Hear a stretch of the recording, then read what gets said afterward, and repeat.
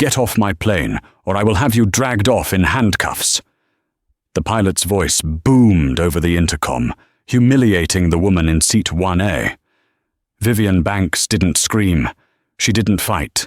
She simply adjusted her hoodie, looked Captain Henderson in the eye, and whispered 3 words. "You'll regret this." They laughed as police hauled her away like a criminal, thinking she was just another uppity passenger in the wrong seat. They didn't know that the woman they just assaulted wasn't just a passenger. She was the owner of the $4 billion contract, keeping their airline from bankruptcy. And she was about to cancel it.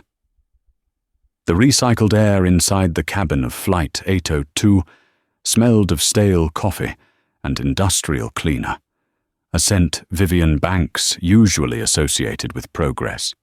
Today, however, it just smelled like exhaustion. Vivian adjusted the strap of her battered canvas messenger bag, stepping onto the plush blue carpet of the first-class cabin. She had been awake for 36 hours straight. The merger in Tokyo had been brutal, a marathon of negotiations, legal loopholes, and translation headaches. But she had done it. Banks Logistics now controlled the shipping routes for the entire Pacific Rim. It was a victory that would add 10 zeros to her net worth. But right now, all Vivian wanted was a glass of sparkling water and 5 hours of sleep before she landed in New York. She was dressed for comfort, not for the boardroom. She wore an oversized charcoal grey hoodie, black leggings, and worn-out sneakers. Her hair was pulled back in a messy bun, and she wore zero makeup. To the casual observer, she looked like a college student heading home for laundry day, or perhaps an exhausted mother. She certainly didn't look like the CEO of a Fortune 500 company. She found seat 1A. It was the prime spot. Window, bulkhead, maximum privacy. She had paid full fare for it, a last-minute booking that had cost nearly $10,000, but she didn't care. She just needed the rest. As she moved to slide her canvas bag into the overhead bin, a hand with manicured red nails shot out, blocking her path. "Excuse me." A sharp voice cut through the ambient noise of the boarding process. Vivian paused and looked down. A flight attendant, whose name tag read Tiffany, was staring at her with a tight, artificial smile that didn't reach her cold eyes. Tiffany was immaculately groomed, her uniform pressed to perfection, but her posture radiated hostility. "Economy boarding is through the next aisle," Tiffany said, her voice dripping with condescension. She pointed a finger toward the back of the plane, not even looking Vivian in the face anymore, dismissing her entirely. "You're blocking the flow for our first-class passengers. Keep moving." Vivian blinked, too tired for anger. "I know where economy is," she said, her voice raspy from lack of sleep. "I'm in 1A." She made to lift her bag again, but Tiffany physically stepped in front of her, blocking the aisle with her body. The smile vanished. "Let's not play games, sweetheart," Tiffany snapped, loud enough for the passengers settling into seats 2A and 2B to hear. "This is first class. It's for full-fare customers. If you're looking for an upgrade because you smiled at the gate agent, it didn't work. Let me see your boarding pass." Vivian sighed, a long, weary exhalation. She reached into her hoodie pocket and pulled out the crumpled paper pass. She handed it over. Tiffany snatched it, her eyes scanning the ink, desperate to find a mistake. She frowned. It clearly read, "Banks Vivian. Seat 1A, Priority 1. "There must be a system error," Tiffany muttered, more to herself than to Vivian. She handed the pass back with 2 fingers, as if it were contaminated. "Fine, but that bag cannot go up there. That bin is reserved for standard luggage, not gym bags." "It fits," Vivian said calmly, "and I have priority boarding." "It's an eyesore," Tiffany hissed. "Put it under the seat, if it fits." Vivian didn't argue. She just wanted to sit. She shoved the bag under the seat in front of her, which was difficult given the bulkhead configuration, cramping her legroom immediately. She sat down, buckled her belt, and closed her eyes, putting on her noise-cancelling headphones. She thought the ordeal was over. She was wrong. 5 minutes later, a heavy thud against her shoulder jolted her awake. "You're in my spot." Vivian slid her headphones down. Standing in the aisle was a man who looked like he had been manufactured in a factory for entitled executives. He was tall, wearing a bespoke navy suit that cost more than most cars. He had slicked back blonde hair and a jawline that clenched with irritation. Behind him stood Tiffany, looking apologetic. To him. "Excuse me?" Vivian asked. "I said, 'You're in my spot,'" the man said. He didn't look at her. He looked at Tiffany. "Tiffany, why is there a person in 1A? You know I always book 1A and 1B. I need the space for my equipment." He gestured to a large hard-shell cello case and 2 garment bags he had dumped on seat 1B. "Mr. Montgomery, I am so sorry," Tiffany cooed, her voice transforming from shrill to syrup. "There was a mix-up at the gate. This passenger insists she has a ticket."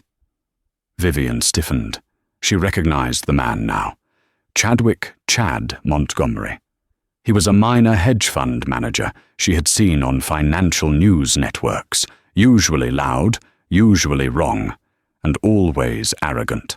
"I don't care what she has," Chad said, finally looking down at Vivian with a sneer of disgust. "Look at her. She looks like she crawled out of a dumpster. Does she even have shoes on? God, the smell." Vivian was wearing clean sneakers. She smelled like expensive hotel soap. But Chad wasn't reacting to reality. He was reacting to his own prejudice. "Ma'am," Tiffany tapped Vivian on the shoulder, hard. "Mr. Montgomery is a Diamond Medallion member with Ascendia Airways. He books these 2 seats for his comfort and his instrument. We need you to move." "I have a ticket," Vivian said, her voice hardening. The sleepiness was fading, replaced by a cold, sharp clarity. "I paid for this seat. I am not moving." Chad laughed, a barking, humorless sound. "You paid? With what? Food stamps?" A few passengers in the cabin chuckled nervously. Others looked away, unwilling to get involved. "I paid with an Amex Centurion," Vivian said, her voice low. "Now, if you'll excuse me, I'm going back to sleep." She put her headphones back on. Chad turned red. He looked at Tiffany. "Get the captain. Now. I am not flying with this disruption next to me. It's a security risk. Look at her. She's probably on drugs." Tiffany nodded vigorously. "Right away, Mr. Montgomery. I won't let your flight be ruined." Vivian watched through half-closed eyes as Tiffany marched to the cockpit.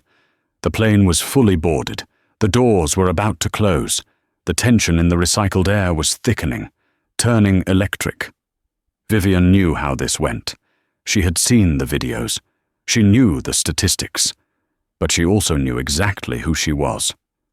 She reached into her pocket and touched her phone. She didn't unlock it yet. She waited. She needed them to commit. She needed them to cross the line from rude to actionable. The cockpit door opened, and Captain Greg Henderson stepped out. He was a large man with silver hair and 4 stripes on his shoulders, carrying the weight of his authority like a club. He didn't look like a man interested in mediation. He looked like a man who wanted to clear a problem so he could take off on time. Tiffany whispered urgently in his ear, pointing a manicured finger at Vivian. Chad Montgomery stood with his arms crossed, checking his Rolex, looking bored and superior. Captain Henderson adjusted his cap and loomed over seat 1A. "Ma'am," Henderson boomed. He didn't use the polite customer service voice. He used the voice of a man commanding a subordinate. "I need you to grab your things and step off the aircraft." Vivian removed her headphones slowly. She didn't stand up. She kept her hands visible, resting on her knees. "Why?" she asked simply. "We have an overbooking situation," Henderson lied. It was a clumsy lie. "And Mr. Montgomery has priority status. We need to accommodate his luggage. We have a seat for you in row 34. Middle seat. We'll issue a voucher for the difference." "I don't want a voucher," Vivian said. "And I'm not moving for a cello. I have a confirmed ticket. Denying me boarding at this stage, after I've already been seated, is a violation of federal aviation regulations unless I am a threat." "Am I a threat, Captain?" Henderson's face flushed a deep, angry crimson. He wasn't used to being quoted regulations by women in hoodies. "You are becoming a threat by disobeying a direct order from the flight crew," Henderson spat. "This isn't a debate. This is my plane. You are disrupting the peace and upsetting our premium passengers." "She's aggressive," Tiffany chimed in from behind the captain. "She threatened me when she boarded. She said she was going to take me down." It was a blatant lie. Vivian looked at Tiffany, memorizing her face. Tiffany Miller. She filed the name away in the steel trap of her mind. "I said nothing of the sort," Vivian said calmly. "I simply asked to sit in the seat I paid for." "I don't have time for this," Chad groaned, throwing his hands up. "Captain, get her off. I have a meeting in London in 10 hours. If she stays, I go.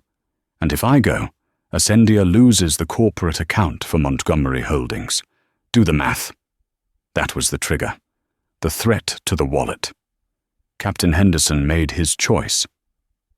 "Ma'am, this is your last warning," Henderson said, leaning in close, his breath smelling of onions. "Leave voluntarily, or I will call the airport police and have you forcibly removed.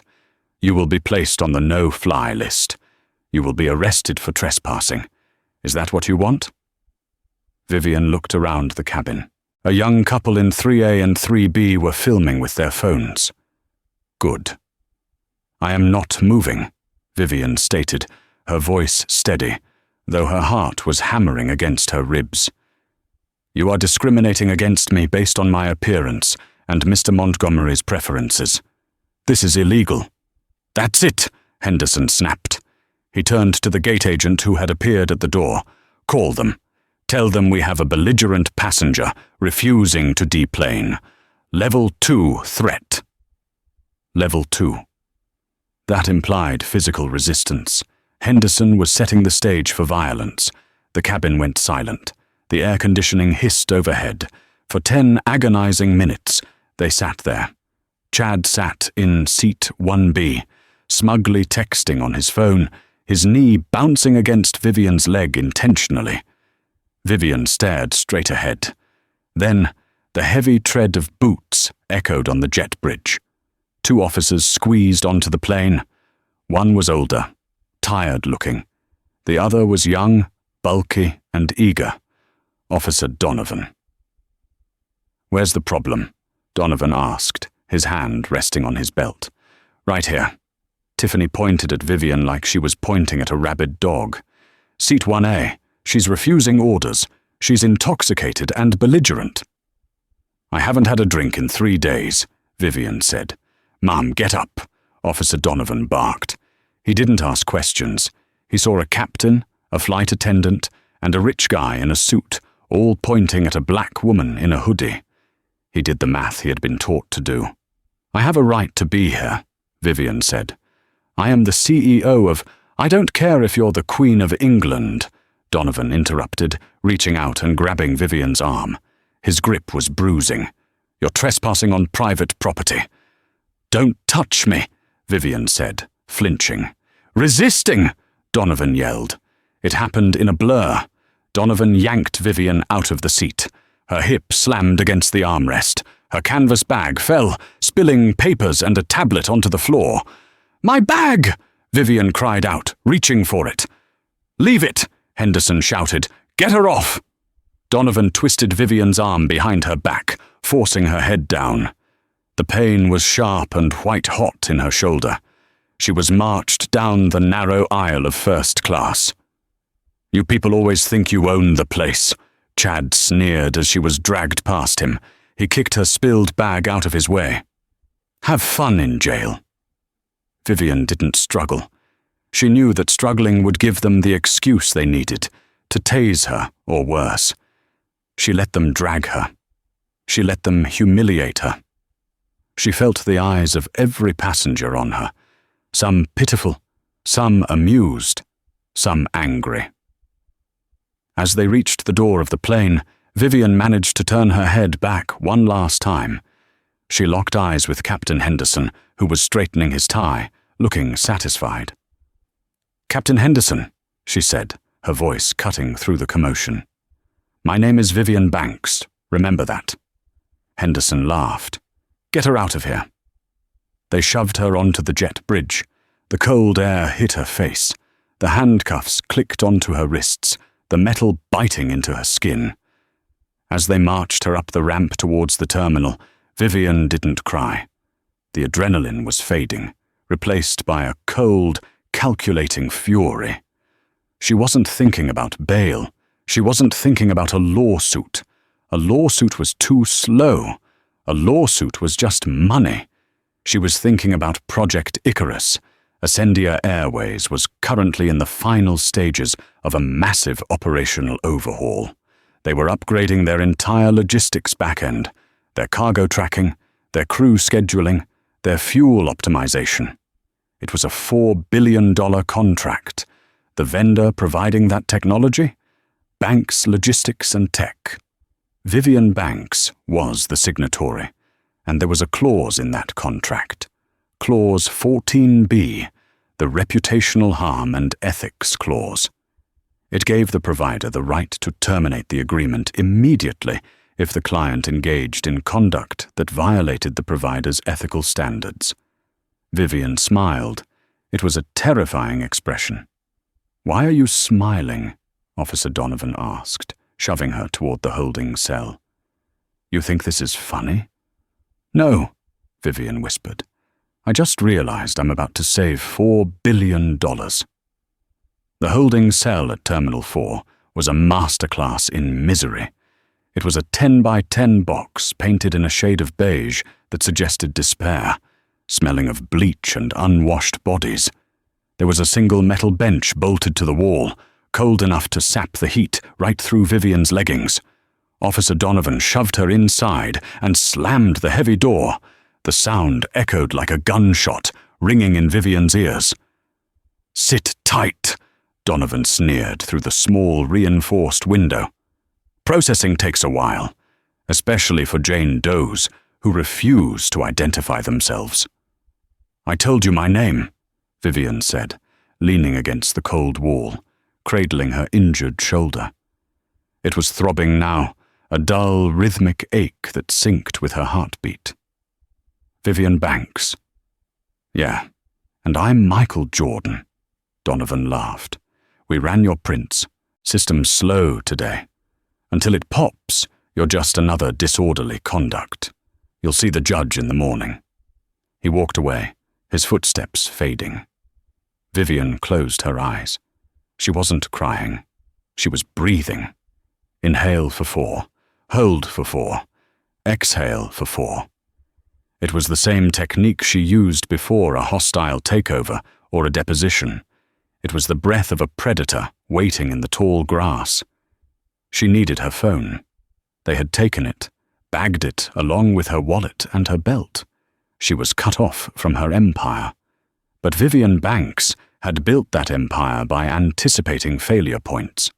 She looked at the digital watch on her wrist. It was a cheap, plastic runner's watch, or so it appeared. She had swapped her Cartier for it before the Tokyo trip to avoid attracting pickpockets in the subway. But it was also a failsafe. She pressed the side buttons in a specific sequence. Top, bottom, hold. The watch face flashed red. It sent a distress signal with her GPS coordinates to a private security firm in Manhattan, Blackstone Shield. Specifically, it pinged Preston Cole. Preston wasn't just her lawyer. He was a pit bull in a 3-piece suit. He was the kind of man who ate glass for breakfast and sued the manufacturer for indigestion. While she waited, the reality of her situation settled in. She was a black woman in a hoodie, sitting in a cage, stripped of her dignity because a hedge fund manager wanted extra leg room for his cello. The injustice of it didn't just burn, it froze her insides into ice. Outside the cell, unknown to the officers joking about the crazy lady in cell 2, the world was catching fire. The young couple in seats 3A and 3B, Leo and Sarah, had not been idle. They were influencers with a modest following of 50,000 subscribers. They had recorded everything: the condescension of Tiffany Miller, the arrogance of Chad Montgomery, the brutality of Officer Donovan, the way Vivian had calmly stated her rights while being assaulted. They posted the video to TikTok and Twitter with the caption, "Ascendia Airways assaults peaceful passenger for a cello. Boycott Ascendia, Ash flying while black." At 2:15 p.m., the video had 400 views. At 2:30 p.m., it had 15,000 views.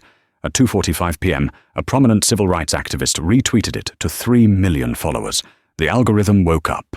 The internet, a sleeping dragon, opened its eyes and saw blood.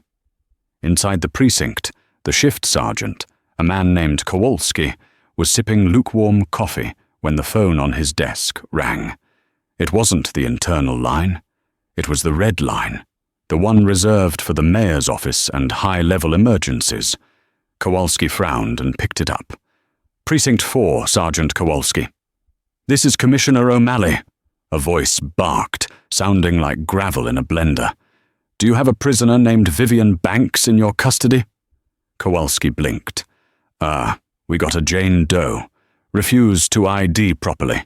Claimed she was some CEO." "You idiot!" O'Malley screamed so loud Kowalski had to hold the receiver away from his ear.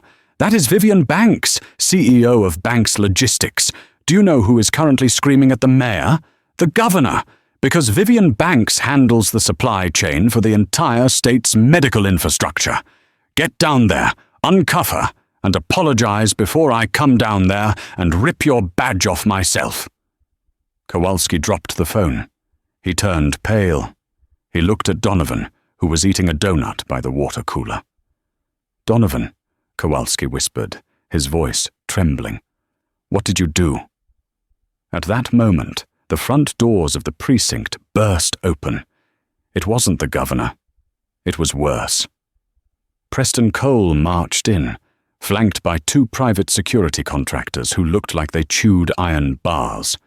Preston was wearing a suit that cost more than the precinct building. He held a briefcase in one hand and a court order in the other. "I am here for my client," Preston announced, his voice cutting through the room like a scalpel. "And God help every single one of you if she has so much as a scratch on her." Donovan swallowed his donut, choking slightly. "Who?" "Vivian Banks," Preston snarled, slamming the court order on the desk. "The woman you arrested for sitting in her own seat. I want her out, now, and I want the names of everyone involved. You are about to experience a legal colonoscopy, gentlemen." Kowalski scrambled for the keys. He ran to the holding cell, his hands shaking so hard he dropped them twice. He threw the door open. Vivian was sitting on the bench, her posture perfect, her expression unreadable. She looked up at the terrified sergeant. "Ms. Banks," Kowalski stammered. "There's been a terrible mistake. We didn't know—" "You didn't know I was powerful," Vivian finished for him, standing up slowly. She winced as her shoulder moved. "If I were a teacher, or a nurse, or a janitor, would it have been a mistake, or just standard procedure?" Kowalski had no answer. Preston appeared in the doorway. His face softened when he saw her. "Viv, you okay?" "Get me my phone, Preston," Vivian said, walking past the sergeant without looking at him. "And get me out of here. We have work to do." As they walked through the precinct, Officer Donovan stood against the wall, looking small and fearful. Vivian paused in front of him. She didn't yell. She didn't curse. "You broke my shoulder, Officer Donovan," she said quietly. "I'm going to break your career, and then I'm going to break your pension." She walked out into the blinding afternoon sun. A black SUV was waiting. "Where to?" Preston asked as they climbed into the back seat. "Hospital?" "No," Vivian said, taking the tablet Preston handed her. She logged in. "Take me to the data center in New Jersey, the Ascendia hub." Preston looked at her confused. "Ascendia? Why?" Vivian pulled up the contract, Agreement 88 Alpha, the $4 billion lifeline that kept Ascendia Airways flying. She scrolled to the termination clause. "Because," Vivian said, her finger hovering over the execute command on the screen, "I'm about to clip their wings." The bank's logistics data center in Jersey City was a fortress. It was a windowless monolith of concrete and steel, housing the servers that ran the logistical heartbeat of half the Fortune 500. Vivian stormed into the command room at 4:30 p.m. She hadn't changed clothes. She was still in the hoodie, her hair messy, her face pale. But the energy radiating off her was nuclear. The room was filled with 20 analysts and engineers sitting before walls of monitors. When Vivian entered, the room went silent. They saw the bruising on her wrist. They saw the dirt on her cheek. "Ma'am?" Timothy Chang, her chief technology officer, stood up. "We saw the news. The video is trending Tanta-1 worldwide. Are you all right?" "I'm fine, Tim," Vivian lied. The pain in her shoulder was blinding, but she shoved it into a box in her mind and locked the lid. "Status of the Ascendia server migration?" "We are at 98% integration," Tim said. "We were scheduled to go fully live with their new crew, scheduling and fuel tracking systems at midnight tonight. Their old legacy systems have already been decommissioned. They are running entirely on our architecture right now." "Good," Vivian said. She walked to the main terminal. "Is the kill switch active?" Tim blinked. "The termination protocol? Yes, technically. Clause 14B. But ma'am, if we execute that, Ascendia goes dark. We're talking total operational paralysis. They won't be able to print a boarding pass, let alone schedule a pilot. It's nuclear." "They assaulted me, Tim," Vivian said, her voice echoing in the silent room. "They dragged me off a plane I paid to be on. They humiliated me. And they did it because they thought I was nobody. They thought I was trash." She looked at the screen. It displayed a map of the world, with thousands of little blue planes representing Ascendia flights. "They care about money," Vivian said.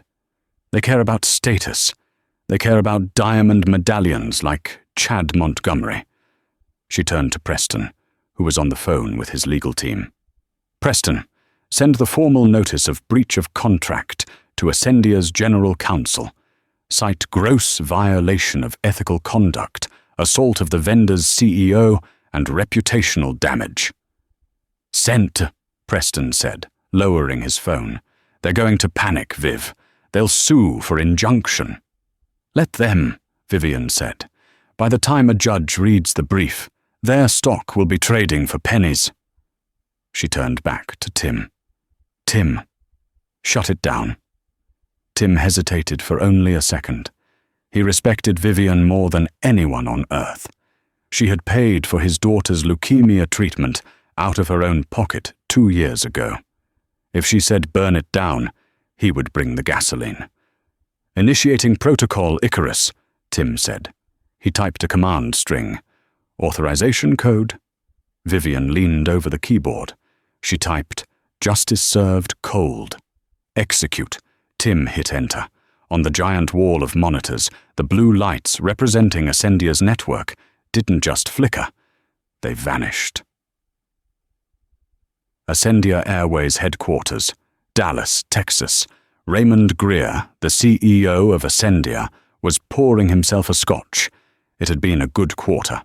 Profits were up, largely thanks to the cost-cutting measures that had made the seats smaller and the staff more aggressive.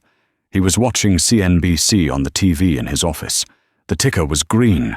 Suddenly, his door flew open. His VP of Operations, Brenda Holloway, burst in. She wasn't knocking. She was hyperventilating. "Ray!" she screamed. "The boards! Look at the boards!" Ray frowned. "Calm down, Brenda. What is it?" "The systems! Everything!" Ray looked at his computer. The screen was black. A single line of white text blinked in the center. "Access denied. Contract terminated under Clause 14B. Contact vendor. Banks Logistics." "What the hell is this?" Ray shouted, slamming his mouse. "Reboot it." "We can't!" Brenda cried. "It's not a crash. It's a lockout. The airports are calling. Ray, JFK is down. Heathrow is down. Tokyo is down. We can't check people in. We can't verify baggage. We can't even access the pilot rosters to know who is flying what plane." Ray's face went grey. "Call Vivian Banks. Get her on the phone. Now." "We tried," Brenda said, tears forming in her eyes. "Her office said she is unavailable. They said to speak to her lawyer." "Who is her lawyer?" "Preston Cole." Ray dropped his glass. It shattered on the floor, splashing expensive scotch everywhere. "Cole, he's a shark. He'll eat us alive." The phone on Ray's desk began to ring. Then his cell phone. Then Brenda's cell phone. "It's the FAA," Brenda whispered, looking at her screen. "They're grounding our fleet. Without the safety tracking data from Banks Logistics, we aren't legal to fly. Ray, every Ascendia plane in the air has to land immediately, and no plane can take off." Meanwhile, on Flight 802, the plane was 3 hours into its journey to London. Chad Montgomery was enjoying his third glass of champagne, his cello safely stowed in seat 1B. He felt victorious. He had exerted his will, and the world had bent to accommodate him. Suddenly, the in-flight entertainment screens went black. The Wi-Fi cut out. The seatbelt sign dinged on. Captain Henderson's voice came over the intercom, but it lacked its usual swagger. It sounded shaky, terrified. "Ladies and gentlemen, this is the captain. We are experiencing a critical systems failure across the entire airline. We have been ordered by the FAA to make an emergency landing immediately." "What?" Chad shouted, spilling his drink. "I have a meeting." "We will be diverting to, Henderson paused, looking at his backup navigation charts because his digital flight path had just deleted itself. "We will be diverting to St. John's, Newfoundland. Please prepare for a rough landing. Our auto-landing assist is offline." The cabin erupted in panic. Tiffany Miller, the flight attendant, gripped a jump seat, her face pale. Her handheld device, which she used to track passenger orders, was dead. In the galley, the purser looked at Tiffany. "What is happening? The pilots say the ground system just vanished. It's like the company doesn't exist anymore." Tiffany thought back to the woman in seat 1A. The woman in the hoodie. The woman who had said, "You'll regret this." A cold knot of dread formed in Tiffany's stomach. Back in New Jersey, Vivian Banks sat in a leather chair in the command room, watching the chaos unfold on the news monitors. CNN had broken into their programming. Breaking news. Ascendia Airways halts all global operations. CEO Raymond Greer, unavailable for comment. Thousands stranded. Rumors of a massive contract dispute with logistics giant Banks Logistics. The anchor paused, touching her earpiece. "We are now receiving reports that this shutdown may be related to a viral video surfacing of Banks Logistics CEO, Vivian Banks, being forcibly removed from an Ascendia flight earlier today. Warning, the footage is disturbing." They played the video. The world watched Donovan twist Vivian's arm. The world watched Chad Montgomery sneer. The world watched Captain Henderson smirk.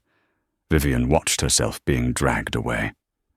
"You wanted a war," Vivian whispered to the screen. "Welcome to the front lines." Preston walked over and handed her a fresh ice pack for her shoulder. "Ray Greer is on line 1. He's begging, Viv. He says he'll fire everyone. He says he'll give you a private jet. He says he'll pay double." Vivian took the ice pack. She didn't look at the phone. "Let it ring," she said. "I want to see how much their stock drops in the next hour." She stood up. "And Preston? Get the legal team ready to file the civil suits. One against the police department, one against Ascendia, and a personal one against Chadwick Montgomery for defamation and emotional distress. I want to sue him for so much money that he has to sell that cello to pay for a bus ticket." "Done," Preston smiled. "What about the airline?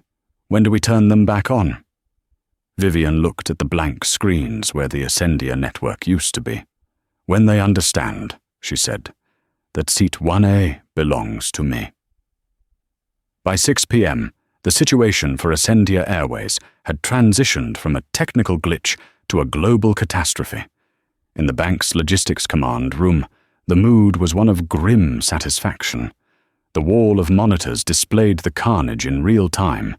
Ascendia's stock ticker, which had opened the day at $42.50, was now in freefall, trading at 18.75s. Billions of dollars in market cap were evaporating by the minute. Vivian sat at the head of the conference table, sipping a cup of herbal tea. Her shoulder was immobilized in a sling Preston had procured, but her good hand was swiping through a tablet, reading the headlines. "Logistics Queen grounded. Vivian Banks strikes back. Ascendia CEO silent as airline collapses. Who is Chad Montgomery, the man who cost Ascendia $4 billion? The phone in the center of the table buzzed. It was Ray Greer again. This was his 15th call. "Answer it," Vivian said, nodding to Preston. "Put it on speaker." Preston tapped the screen. "Mr. Greer, you're on with Ms. Banks and legal counsel." "Vivian!" Ray Greer's voice was unrecognizable. It was high-pitched, strained, verging on hysteria. "You have to stop this. You're killing us. The board is convening an emergency meeting to vote on my ouster. We are bleeding out. Just turn the servers back on." "Hello, Ray," Vivian said, her voice smooth and cold, contrasting sharply with his panic. "I'm surprised you found the time to call. I assumed you were busy rearranging seating charts to accommodate cellos." "I didn't know," Ray screamed. "I swear to God, Viv, I didn't know it was you. Henderson didn't check the manifest properly. If I had known—" "If you had known I was rich, you mean?" Vivian cut him off. "If you had known I held the keys to your kingdom, you would have treated me with respect. But you didn't. You treated a paying customer like a criminal because she didn't fit your image of what power looks like.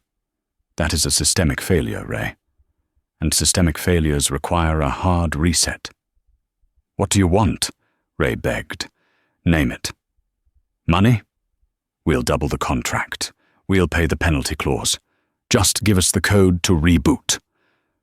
"Money is boring, Ray," Vivian said, looking at the map of Newfoundland on the big screen. "I want justice, and justice takes time. I'm going to let you sit in the dark for a little longer. It'll give you time to think about your hiring practices." She signaled Preston to cut the line. The room went silent. "He's going to have a heart attack," Preston noted dryly. "Good," Vivian said. "Now, show me flight 802. Gander International Airport, Newfoundland, Canada. Flight 802 was a frozen hellscape. Because of the system blackout, the plane had no digital clearance to approach a gate. The tower at Gander, overwhelmed by 20 diverted flights, had ordered Captain Henderson to park on a remote tarmac. It was -10 degrees outside. The auxiliary power unit was failing, meaning the heat was intermittent. The passengers had been stuck inside the metal tube for 4 hours after landing. Inside first class, the veneer of civilization had completely collapsed. Chad Montgomery was no longer the master of the universe. He was a sweating, pacing wreck. He had tried to call his assistants in London, but there was zero signal on the remote tarmac. When he finally got a bar of service, his phone exploded with notifications. But they weren't business emails. They were tweets, thousands of them. Someone had found his LinkedIn profile. Someone else had found his firm's Yelp page. Is this the guy who assaults women for legroom? Hope your cello keeps you warm in prison, Chad. Bankrupt Montgomery. This is insane, Chad yelled, standing up and kicking the seat in front of him. Stewardess, get me a drink. I demand a drink. Tiffany Miller was sitting in the jump seat, her head in her hands. She had been crying for an hour. She had turned on her phone against regulations and seen the video. She saw herself sneering. She saw the comments. That flight attendant is a monster. I flew with Tiffany Miller last year. She was awful then too. Fire her. We're out of alcohol, Mr. Montgomery, Tiffany said, her voice hollow. We're out of water. We're out of everything. Then open the door, Chad screamed. I'm an American citizen. You can't hold me here. Sit down, sir. Captain Henderson came out of the cockpit. He looked 10 years older than he had that morning. His uniform was rumpled. The stairs are frozen. We have to wait for a de-icing truck to clear the ramp. If you open that door, you'll slide 20 feet onto concrete. I don't care. Chad lunged for the door handle. 2 male passengers from economy, big guys who had seen the video online before the Wi-Fi cut, stepped forward. They didn't look happy. Sit down, pal, one of them said, shoving Chad back into his seat. You've caused enough trouble for one day. Chad looked at them, ready to fight, but he saw the look in their eyes. It was the look of a mob. He sat down, clutching his cello case, shivering as the cold draft seeped through the door seals. Finally, after another hour, the stairs arrived. The doors opened. The wind howled, biting and cruel. There were no VIP buses, no heated jet bridges, just a long walk across the frozen tarmac to a cold, industrial hangar where Canadian Customs had set up a makeshift processing center. As Chad stumbled down the stairs, slipping on the ice, his $5,000 loafers soaking in the slush, a camera crew from a local news station was waiting at the fence. They shined a bright light right in his face. Mr. Montgomery, a reporter shouted, do you have any comment on the assault of Vivian Banks? Did you know she's the reason you're stranded here? Chad shielded his eyes, looking like a cornered rat. No comment. Get away from me. Behind him, Tiffany Miller walked down, shivering in her thin uniform skirt. She saw the cameras and pulled her scarf over her face, trying to hide. But the internet never forgets. 24 hours later, Ascendia Airways was technically still in business, but only just. The stock had stabilized at 12.06, a loss of 70% of its value. The board had met overnight. Ray Greer had survived, but only by promising he would deliver Vivian Banks's head on a platter or kiss her ring, whatever it took. The meeting was set for 10 a.m. at Banks Logistics HQ in New York City. Vivian sat in her corner office.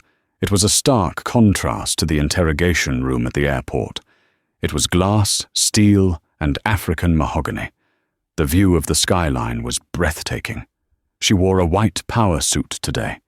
Her arm was still in a sling, a visual reminder of the violence. Preston stood by the window, looking like a shark smelling blood in the water. They're here, the receptionist buzzed. Mr. Greer, Mr. Montgomery, and their legal counsel. Send them in, Vivian said. The doors opened. Ray Greer walked in first.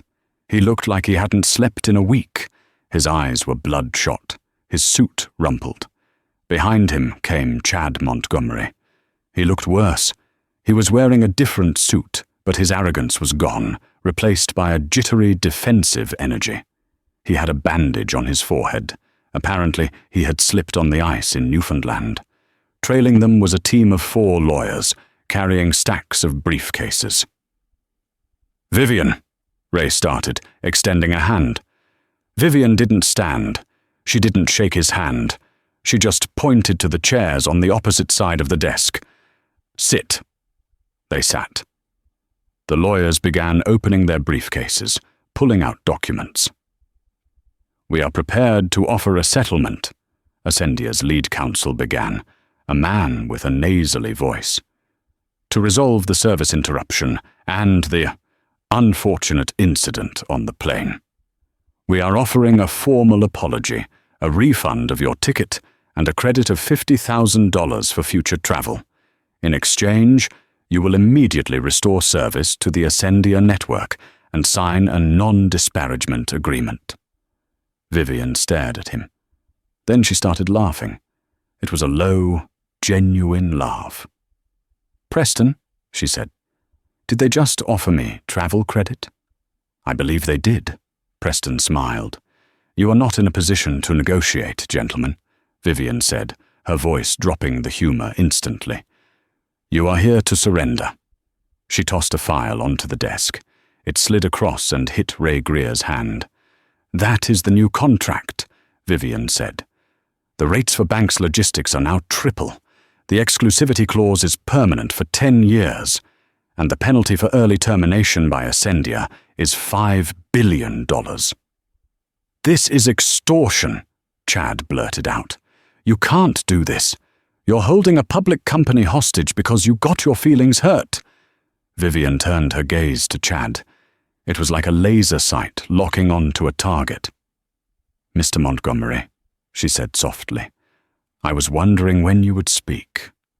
I have something for you." Preston stepped forward and dropped a thick envelope into Chad's lap. "You are being served," Preston said. "Civil suit for assault and battery, civil suit for defamation, and a separate suit for tortious interference with a business contract.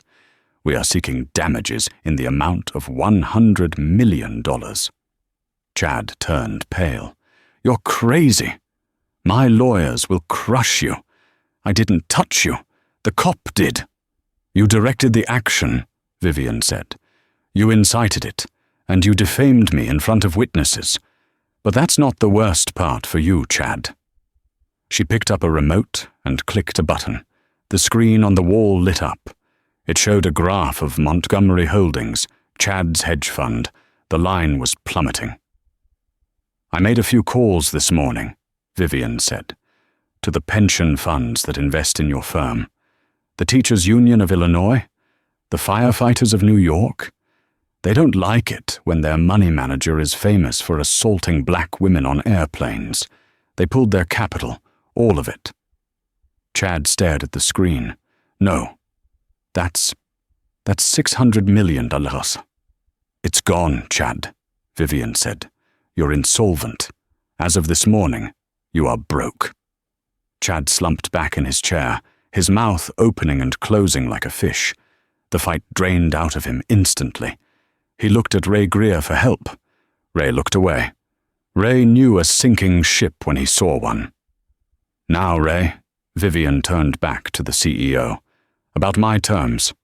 "Triple is too high," Ray whispered. "The board won't approve it." "They will if the alternative is bankruptcy," Vivian said. "But money isn't enough. I want personnel changes." "Who?" Ray asked. "Captain Henderson," Vivian said. "Fired. Immediately. Stripped of his pension for gross misconduct and violation of federal aviation safety protocols regarding passenger treatment." Ray nodded slowly. "Done. He's a liability anyway." "And the flight attendant, Tiffany Miller." "Done," Ray said. "She's already suspended." "And one more thing," Vivian said. She leaned forward. "Officer Donovan, the police are handling the criminal charges, but I want Ascendia to file a formal complaint against the Port Authority, demanding his removal from airport detail. I want you to ban him from ever stepping foot on Ascendia property again. "We can do that," Ray said. "Then sign the papers," Vivian said, pointing to the contract. Ray picked up the pen. His hand shook. He looked at the triple rate. He looked at the $5 billion penalty. He looked at Vivian, the woman he had underestimated. He signed. "Now," Vivian said, standing up. "Get out of my office. Service will be restored in 1 hour." Ray stood up, clutching his copy of the contract. He motioned for his lawyers to follow. They scrambled out, defeated. Chad Montgomery remained in the chair, staring at the floor. "Mr. Montgomery," Preston said, "you are trespassing. Security will escort you out." Chad looked up at Vivian. His eyes were wet. I have a meeting in London.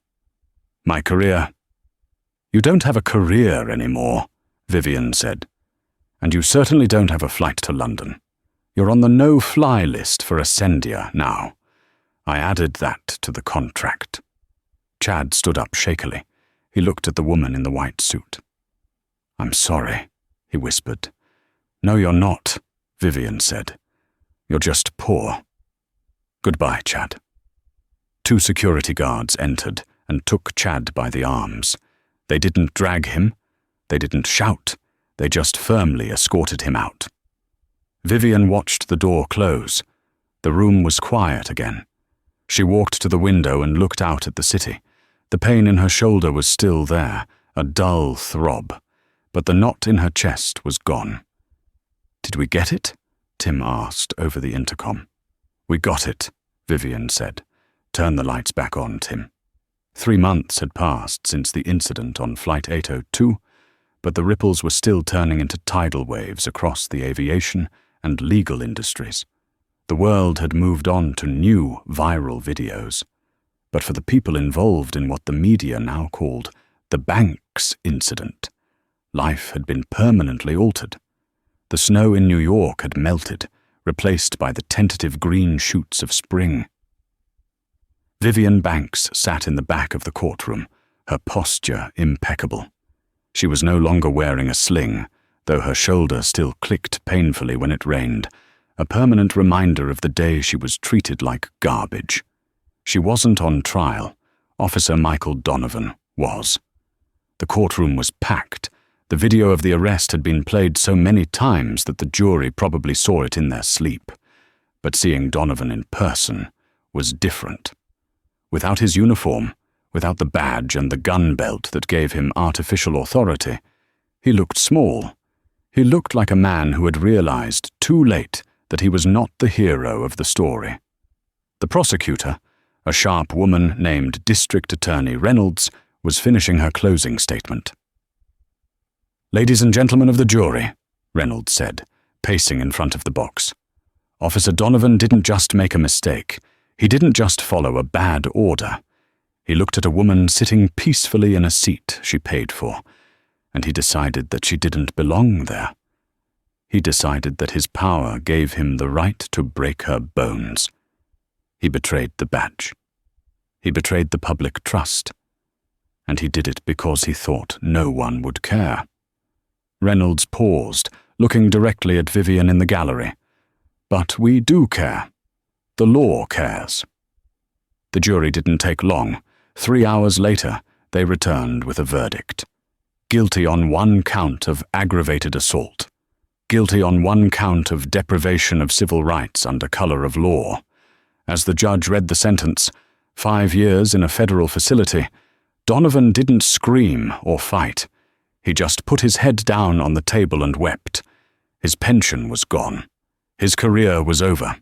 The fraternity of the badge, which usually protected its own, had abandoned him the moment the Ascendia contract was threatened. Vivian watched him undergo the same procedure she had. The bailiff instructed him to stand. He was handcuffed. His belt was removed. He was led away through a side door.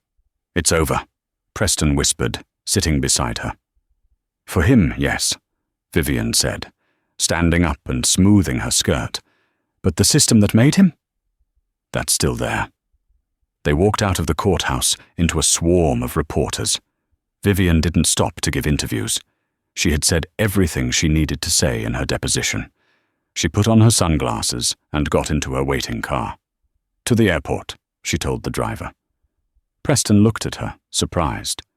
"You're flying today. Commercial?" "I have a board meeting in Tokyo," Vivian said, opening her laptop, "and I'm not going to let them scare me into flying private for the rest of my life. That would be a victory for them." The car wove through the traffic towards JFK. This time, however, the experience was going to be different. When Vivian arrived at the Ascendia terminal, the atmosphere shifted perceptibly the moment she stepped through the sliding glass doors. A greeter, stationed specifically for VIPs, spotted her immediately. He tapped his earpiece, his eyes widening. "Eagle has landed," he whispered urgently into his mic. "Repeat, Ms. Banks is in the terminal." It wasn't panic this time. It was reverence. It was the terrified respect accorded to a conquering warlord.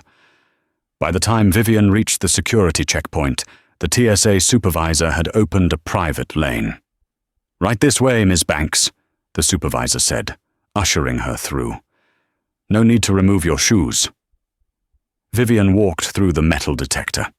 It didn't beep. She walked to the gate. The gate agent, a young woman who looked terrified, typed furiously on her keyboard. "Ms. Banks," the agent stammered. We have pre-boarded you. The captain is waiting to welcome you personally." Vivian nodded and walked down the jet bridge. It was the same airline, the same colors, the same smell of recycled air. But the toxicity was gone, scrubbed away by the harsh detergent of a $4 billion lesson. She stepped onto the plane. The flight attendant at the door was not Tiffany Miller. It was an older woman with a kind face and a pin on her lapel that read, "Excellence in Service." "Ms. Banks," the attendant said, bowing her head slightly. "Welcome aboard. We are honored to have you." Vivian looked at seat 1A. It was empty. A pristine white pillow and a cashmere blanket were folded neatly on it. A bottle of vintage Dom Perignon sat in an ice bucket on the console, along with a handwritten note from the new CEO of Ascendia. But as Vivian moved to sit, she noticed a man standing in the aisle near row 4. He was looking at her. He was a young black man, wearing a hoodie and headphones, holding a boarding pass for seat 4C. He looked nervous, checking his ticket, then checking the overhead bin, clearly worried about taking up too much space. He saw Vivian and froze. He recognized her. Everybody recognized her now. Vivian stopped. She looked at the luxurious expanse of seat 1A. Then she looked at the young man. "Excuse me," Vivian said to the flight attendant. "Yes, Miss Banks? Is something wrong?" "No," Vivian said. "But I think there's been a mistake with the seating assignment." She walked over to the young man. "What's your name?" "Marcus," the young man said, pulling down his headphones. "Marcus." "Hill." "Marcus," Vivian said. "You're in college?" "Yes, ma'am. Howard University. Heading back for finals." "Study hard," Vivian said. She took his boarding pass from his hand and replaced it with hers. "You're in seat 1A today." Marcus stared at the ticket. 1A, first class. "Ma'am, I can't. It's paid for," Vivian said. "Go sit down, drink the champagne or the orange juice if you're under 21, and stretch your legs." "But where will you sit?" Marcus asked, bewildered. Vivian smiled. It was the first time she had genuinely smiled in that airport since the arrest. "I'll take 4C, she said. "I like the aisle." She watched Marcus walk into first class, his eyes wide, his posture straightening as he realized he was being treated like a king. The flight attendants rushed to help him with his bag. Vivian walked back to row 4. She shoved her canvas bag into the overhead bin. She sat down in the narrow economy seat. It was tight, it was cramped. But as she buckled her belt and looked out the window at the tarmac, Vivian Banks felt more powerful than she ever had in the boardroom. She had proven that dignity wasn't about the price of the ticket. It was about the strength of the soul. The plane taxied to the runway. As the engines roared to life, pushing them back into the seat, Vivian closed her eyes and finally, truly rested. Vivian Banks didn't just win a lawsuit. She dismantled a culture of arrogance. Her story reminds us that true power isn't about the suit you wear or the seat you book. It's about how you command respect when the world tries to strip it away. The pilot, the police officer, and the entitled millionaire all learned a $4 billion lesson. Never judge a book by its cover, especially when that book owns the library. Vivian showed that sometimes the only way to fix a broken system is to burn it down and rebuild it from the ground up. Did you enjoy this story of ultimate karma? If you felt the satisfaction of seeing justice served, please hit that like button. It really helps the channel grow. Don't forget to share this video with someone who needs a reminder to stand up for themselves. And if you haven't already, subscribe and ring the bell so you never miss a new story. Let me know in the comments, what would you have done if you were in seat Rossini? Thanks for watching.